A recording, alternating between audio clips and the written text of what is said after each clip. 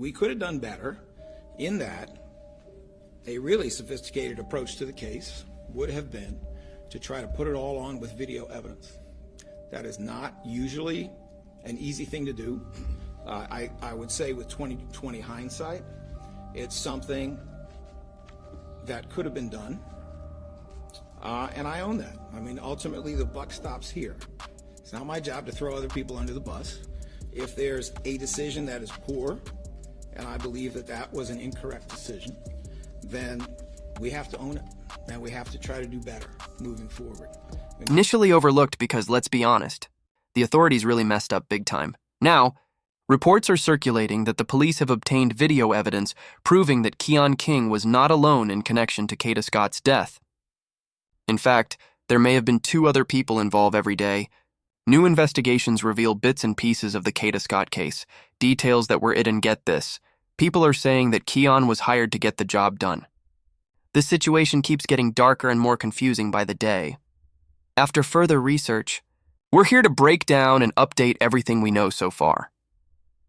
Ever since the anonymous phone call that led police to the location where Kada's body was found, investigators have been on a manhunt to discover who that caller was and whether they were an accomplice of Keon King. Now, police have obtained surveillance footage showing Keon and 2 other individuals on the same day Kada's body was moved. Initially, it was believed that a second person helped Keon move a heavy bag, suspected to contain Kada's remains, away from the crime scene. But now, evidence suggests there was a third person who allegedly helped Keon and the second suspect drive around with Kada's remains. If what the authorities are saying is true, this could prove that Kada's death was premeditated and ruthlessly planned. Did Kada owe Keon money? Did she witness something she wasn't supposed to? Or was someone trying to silence her for good? The questions just keep piling up. Yes, Sheba and Jason, Keon King appeared over video conference for his arraignment, and he was polite, answering yes, ma'am, when the judge asked him a question.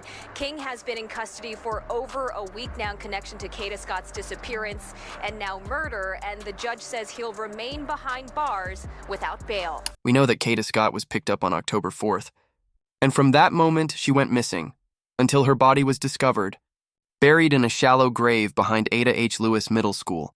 But this story actually begins on September 28th, the first recorded day that Kada and Keon began communicating. Keon King, or Kel as he calls himself, first messaged Kada on September 28th. Then, on October 2nd, he messaged her again using a Text Now number, a phone service that allows users to send texts through the internet. He told her that he had changed his number and reintroduced himself. Now, these texts are from court documents, and there's a good chance not all of the messages between Kada and Keon have been made public. On October 4th, Kada texted, "Kiddin' me again," to which Keon replied, "Better be up too." They planned to meet that night, and we now know that meeting did happen. At 10:09 p.m., Kada sent her final message, "See him when you're here," which investigators confirm meant, "Call me." The documents state she entered what appeared to be a dark-colored SUV and immediately left. Around 10:24 p.m., her phone went dark. Police later revealed that the supposed SUV was actually a black Hyundai Accent, a car Keon had stolen from a pizza delivery driver. The vehicle was found parked at Auberry Recreation Center, near Ada H. Lewis Middle School, where it stayed for over 36 hours. Surveillance footage from October 5th shows 2 people moving a heavy object, consistent with a human body from the car to the school. The footage also shows that a third person might have been involved, as a gold Toyota Camry was seen leaving the scene. By October 7th, the black Hyundai Accent was found set on fire in an apparent attempt to destroy forensic evidence. With the car gone, a major piece of evidence connecting Keon and his possible accomplices to Kada's death was destroyed. So far, police know of 2 people with Keon, along with 2 women who lived with him while he was moving between his home and the crime scene. But there's someone else, a name that investigators haven't mentioned publicly. People are suspecting that person is Gabby, who previously posted a TikTok video defending herself and explaining why she refused to call the police about what she knew regarding Keon and Kada. So one day Keon calls me, and keep in mind I am in school, I am in Maryland, and he would usually just call me, just to check up and talk. So he calls me and he asks me if I know Kada. And I'm like, yeah, like, I know Kada. And he's like, oh yeah, I noticed that she lives really close to you. I'm like, yeah, like, she lived right in the back of me. And I'm not thinking nothing of it because he usually calls me and, we just be chatting. He'll call me about, like, the people that be around, because he is the pharmacist. I live in the neighborhood and he be in my neighborhood. So we hang up the phone, and that was that. We were only on the phone for 29 seconds. So you can see that this is the day that he called me, and there was no reason to call the cops. He already turned himself in, and I felt like it would be kind of a waste of time to tell them that the guy that they already have in custody, called me and was asking about the girl. And me personally, I'm not a cop caller. Like, I don't call the cops. That's just the way that I grew up. That's what I was around. They will always tell me, you don't call the cops. So I just felt like, the information that I had and the fact that, I'm just not really a cop caller, it wouldn't make sense for me to call the cops. Now, Gabby made that TikTok video to paint herself as innocent, but it actually made her look even more suspicious. For instance, she claimed that Keon called her for 29 seconds and that during that call, she told him Kada lived nearby.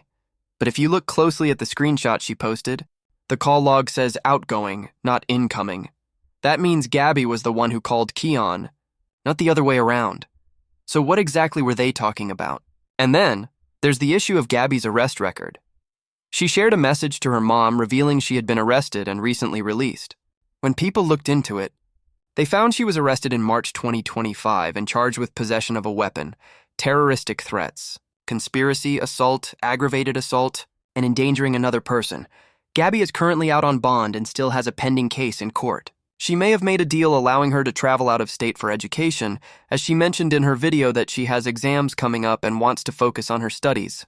That I'm taking my midterms. So I'm really just trying to keep my head on the books, and I wasn't really trying to let this stress me out. So I kind of just let it go. He turned himself in. It's not really much to say or do anymore. With Gabby's criminal record and Keon being known as the neighborhood pharmacist, it's clear she likely has a much deeper connection to this case than she's admitting.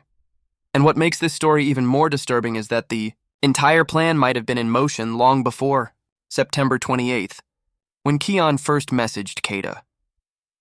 One of Kada's co-workers at the nursing home said that before she went missing, Kada appeared visibly upset, saying, "I can't believe you're calling me about this."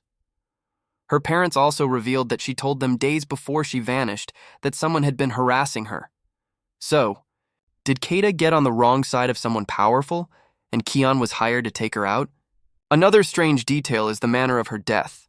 According to the Philadelphia Medical Examiner, Kada died from a blow to the head. But this doesn't align with Keon's criminal history. He usually preferred strangulation in his previous assaults. So this new method seems detached, like he wanted to make it less personal, or maybe someone else actually did it. Being the so-called neighborhood pharmacist, perhaps Keon was familiar with more lethal methods, and this time, he finally got caught. With all these details lining up, people are hoping this time Keon King will be locked away for good.